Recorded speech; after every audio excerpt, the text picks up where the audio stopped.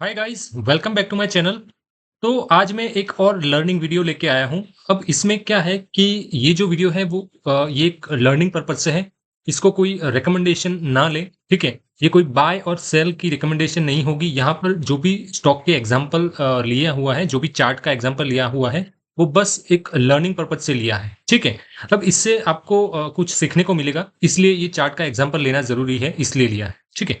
अभी इसमें मैंने कुछ ऑब्जर्व किया है, तो ये ऑब्जर्वेशन मैं आपके साथ शेयर करता हूँ, ताकि क्या है कि अगर ऐसे मौके अगर मार्केट में अवेलेबल हो तो आप ट्रेड ले पाओ, इससे अच्छा ट्रेड्स मिलते हैं।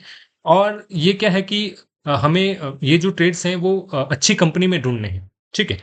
तो पहली चीज कि हमें क्या कंसिडर करना है, पहले तो हमें देखना है कि मार्केट में एक मल्टी ईयर ब्रेकआउट होना चाहिए। कंपनी कंपनी के चार्ट में एक मल्टी ईयर प्राइस ब्रेकआउट होना चाहिए, जैसे 3 साल 5 साल ऐसे।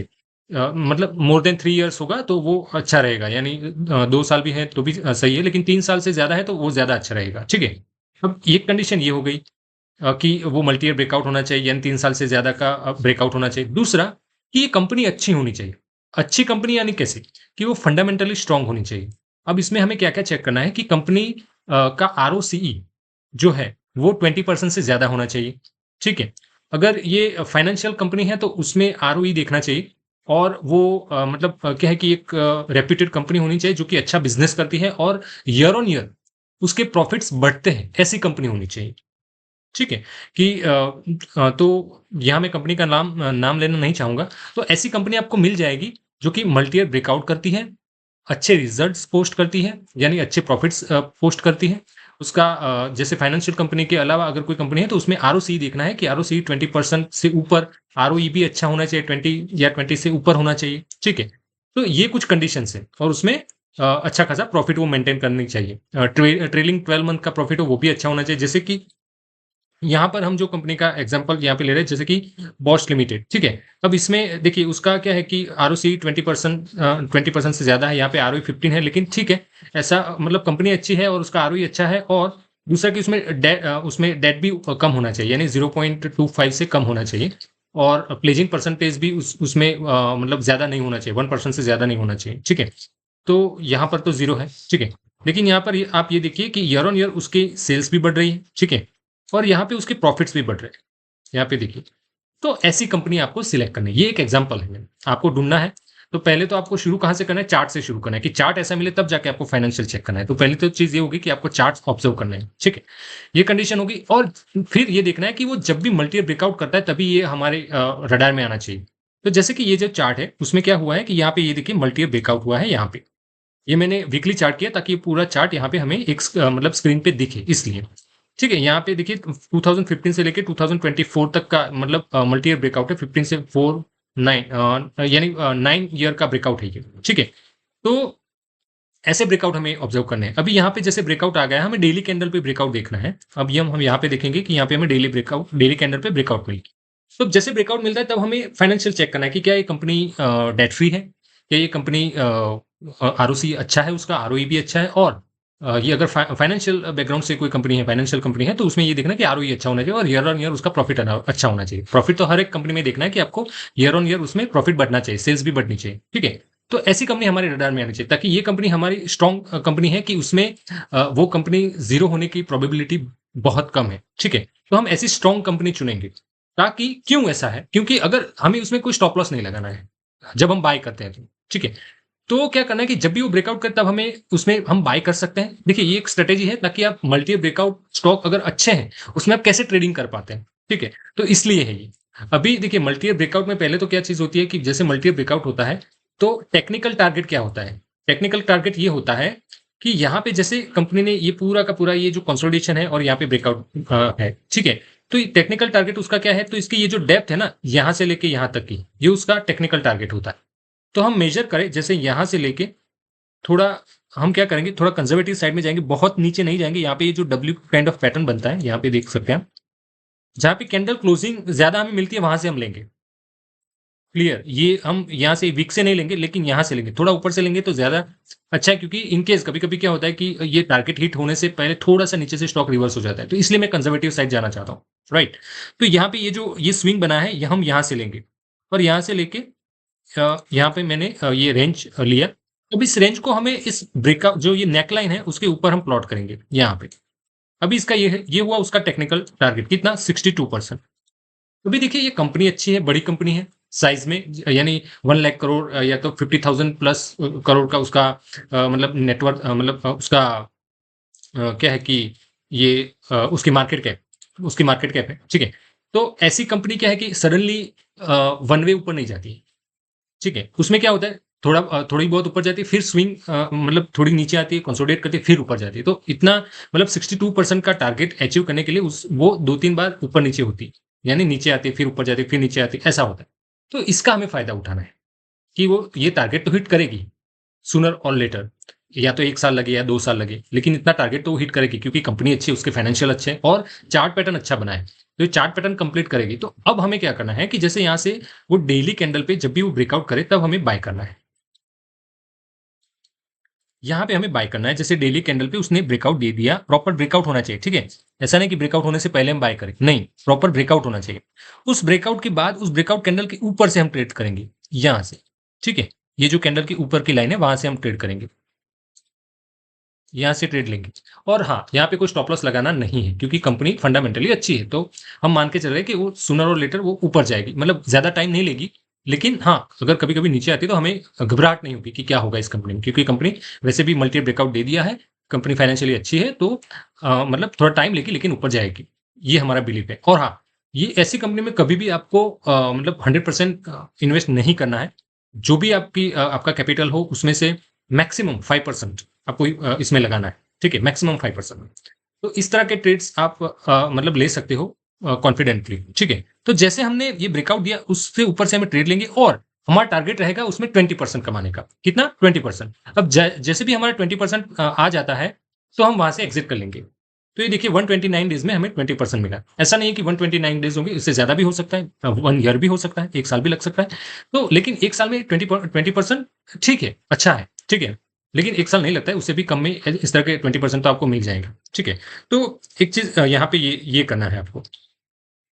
तो जब भी वो 20% आए, हम उसमें से निकल जाएंगे। फिर क्या देखना है कि जब भी वो मतलब ऊपर चली जाए, देखिए इसमें हम दो चीज हो सकती है कि शायद हम ऐसा करें कि हम टारगेट तक रुके। तो ये सिचुएशन होती है, देखिए जैसे हमने यहाँ से लिया और हम सोचते हैं कि यहाँ पे टारगेट तक रुके, तो देखिए अभी तक वो टारगेट हिट नहीं हुआ है। और यहाँ पे देखिए ये कितना टाइम लिया, 563 डेज, अभी 2 साल पूरे होने को है, ठीक है। यानी 2 साल भी ना हो, उससे पहले भी वो टारगेट हिट हो सकता है, लेकिन ये हम ऑब्जर्वेशन लेके चलते हैं, उसमें वो 59% का रिटर्न है उसमें, मतलब वो टारगेट हिट करता है तो इसमें हम क्या करेंगे कि 2-3 बार क्या हम ट्रेड ले सकते हैं? तो हम एक ऑब्जर्वेशन लेके चले कि मल्टी जो यहाँ पे ब्रेकआउट हो, उसके बाद हम 20% लेके निकल जाएँ। एक ट्रेड ये हुआ। फिर हम ऑब्जर्व करेंगे कि जब भी वो थोड़ा नीचे 10% या तो इससे नीचे आता है, 10 से 12% का, हम 12% लेके चलेंगे। 12% तक का अगर नीचे आता है, तो फिर से हम उसमें एक एंट्री लेंगे, ठीक है? तो इस बार हम क्या करेंगे कि हम हमारा 5% था, तो अब इसमें हम 5% से कम लगाएँगे, यानी उससे आधा लगाएँगे, ठीक है? तो इससे क्या होगा कि अगर इससे भी नीचे आ जाता है, तो हम एवरेजिंग कर पाएँ, इसलिए। अगर ऐसा नहीं होता है और ऊपर चला जाता है, तो हम उसमें भी 20% लेके निकल जाएँगे, जितना भी अमाउंट था उसमें। 20% फिर से हम एग्ज़िट करेंगे। फिर से हम देखेंगे कि यहाँ से वो 12% से नीचे आता है, तो हाँ, यहाँ पे आ जाता है, तो फिर से हम लेंगे यहाँ पे। मतलब 5% से ज़्यादा 2.5% हम लेंगे। उसके बाद अगर वो ऊपर ना जाए और नीचे आए, यहाँ से वो जो अपनी बाइंग प्राइस थी उससे नीचे चला आए, तो फिर सेकंड इन्वेस्टमेंट आपको कहाँ करना है? सेकंड इन्वेस्टमेंट आपको जब भी ये आपकी नेकलाइन है, ये वाली जो ब्रेकआउट लाइन है, वहाँ आए, उसके आस-पास आए, वहाँ पे आपको वो ले लेना है, मतलब सेकंड टाइम। तो आपका 2.5 और यहाँ पे कितना 2.5, यानी 5% आपका टोटल इन्वेस्टमेंट हो गया। बस अब दूसरी बार आपको नहीं लेना है, वो चाहे जितना भी नीचे जाए, आपको नहीं लेना है, ठीक है? अब इतना एवरेजिंग होगा, यानी आपकी प्राइस यहीं कहीं मिलेगी आपको। यहाँ पर आपने एक बाय किया था, यहाँ पे एक दूसरा था, तो आपको क्या होगा, यहाँ पे आपको इसके आसपास एवरेजिंग होगी। अब आपका टारगेट क्या होना चाहिए? अब आपका टारगेट उसका जो ये जो उसका टेक्निकल टारगेट है, वहां तक होना चाहिए। या तो फिर इसमें भी आप 20% ले सकते हैं, यहाँ से लेके अगर 20% आपको मिलता है तो आप एग्जिट कर सकते हो, या तो फिर आप उसका टेक्निकल टारगेट तक रुक सकते हो, इस तरह से। अभी देखिए ये स्टॉक में कोई ट्रेड नहीं है, इसमें आपको कुछ भी करना नहीं है, ठीक है? ये एक ऑब्जर्वेशन है, वो मैंने शेयर किया। तो इस तरह से आप मल्टी ब्रेकआउट अच्छे स्टॉक हैं और मल्टी ब्रेकआउट है तो उसमें 2-3 बार आप अच्छे 20% के गेन ले सकते हो ड्यूरिंग द पीरियड ऑफ वो जब ऊपर उसका टेक्निकल टारगेट हिट हो तब तक। तो ऐसे 2-3 मौके हमें ज़रूर मिलेंगे। इसमें ये भी कर सकते हैं कि एक बार इन्वेस्टमेंट किया, दूसरी बार आपने एक बार इन्वेस्टमेंट किया 20% ले लिया, फिर आप एग्जिट कर गए, ठीक है? अब क्या करना है कि जब भी वो फिर से वो यहाँ पे अगर आता है, यानी ऊपर से 20% नीचे आता है, अपने जो उसने हाई बनाया उससे 20% आता है, तब आप इन्वेस्टमेंट करो। और वो चाहे इस लाइन के आसपास हो या तो थोड़ा ऊपर हो, ठीक है? 20% नीचे है तो हम इन्वेस्टमेंट करेंगे और उसमें 5% करेंगे, और जब भी वो ऊपर 20% जाए तो हम एग्जिट करेंगे, इस तरह से। तो ऐसे स्टॉक्स बहुत नीचे जाने की प्रोबेबिलिटी कम होती है, इसलिए ये होता है। मैं सेम ये एक एग्जांपल है। दूसरा एग्जांपल मैं शेयर करना चाहूंगा, ये है एचडीएफसी एसेट मैनेजमेंट कंपनी, ठीक है? उसमें भी सेम है। आप देखिए कि ये डेली चार्ट है। हमने यहाँ पे उसका ब्रेकआउट देखा, यहाँ पे 2019 से लेके 2024, यानी 5 साल बाद उसने ब्रेकआउट किया है, ठीक है? यानी वो मल्टीपल ब्रेकआउट में आ गया। अभी हम क्या करेंगे, उसका ब्रेकआउट कैंडल देखेंगे, ये रहा ब्रेकआउट कैंडल। उसके ऊपर जब ट्रेड करता है तो हम ट्रेड लेंगे इसमें। यहाँ पे ये देखिए कुछ टाइम के लिए वो नीचे भी ट्रेड करता रहा। यहाँ पे देखिए वो 9%, हमारा 20% कहाँ मिलता है, यहाँ 22%, यानी ये 20% हो गया हमारा। तो जब भी हमें 20% मिला, कितना 234 डेज में हमें 20% मिला, हमने एग्जिट कर दिया, ठीक है? अब क्या करना है, जब भी वो 10% नीचे आए, या तो फिर वो जब भी ये ब्रेकआउट कैंडल है, सॉरी ब्रेकआउट लाइन है, वहां पे आए, तब हम बाय करेंगे। तो ये देखिए यहाँ पर आप 5% में से आधा यहाँ पे ऐड करेंगे, और सेकंड टाइम ये देखिए यहाँ पे यहाँ तक आ गए, यानी वो ब्रेकआउट लाइन तक आ गए, तो वहां पर आप 20% देखिए, यहाँ पे 20% नीचे आ गए, तो वहां पर आप ऐड करेंगे 2.5%। या तो आप ये ही करेंगे कि यहाँ पे 20% जब मतलब नीचे आ जाए, कि इस लाइन के ऊपर ट्रेड करने लगे, इस लाइन के नजदीक आ जाए, तब आप उसमें 5% अपना लगा सकते हैं, ठीक है? तो ऐसा करके फिर देखिए, यहाँ पे देखिए, फिर आपको क्या करना है कि वो टारगेट तक आपको रुकना है, यानी उसका टारगेट जहां तक हो वहां तक रुकना है, या तो आप फिर से यहाँ पे 20% ले सकते हो, या तो उसने जो हाई बनाया वहां तक ले सकते हो, यानी 20%। ये हम इस स्ट्रेटेजी का नाम हम 20% भी रख सकते हैं। तो ऐसे ये देखिए उसका टारगेट है, यहाँ से लेके हम यहाँ पे प्लॉट करें तो उसका टारगेट यहाँ पे निकल के आता है, और ये देखिए हमारा टारगेट हाँ यहाँ पे हिट हो चुका है। तो ये भी कोई ट्रेड लेने के लिए नहीं है, ये जस्ट एग्जांपल है। इससे हमें ये सीखने को मिलता है कि अगर कंपनी बड़ी है, बड़ी साइज की, अच्छे प्रॉफिट्स वो मतलब प्रोड्यूस कर रही है, ठीक है, पोस्ट कर रही है अच्छे प्रॉफिट्स, तो ईयर ऑन ईयर और इंक्रीज हो रहे हैं। थोड़ा बहुत डेविएशन चलेगा, थोड़ा कम है इस साल, अगले साल तो ठीक है, मतलब इतना तो वेरिएशन चलता है, लेकिन हाँ बहुत कम नहीं होना चाहिए, ठीक है? तो ऐसी कंपनी को आप ऑब्जर्व करो, मल्टीपल ब्रेकआउट देखो, उसमें आप 20% गेन लेके निकल जाओ, फिर से अगर नीचे आए फिर से उसमें आप ऐड करते हो, 20% गेन लेके निकलते हो। तो ऐसे जब भी वो उसका टेक्निकल टारगेट हिट हो, उसके पहले आप 2-3 ट्रेड ऐसे ले सकते हो और अच्छा खासा गेन आप ले सकते हो।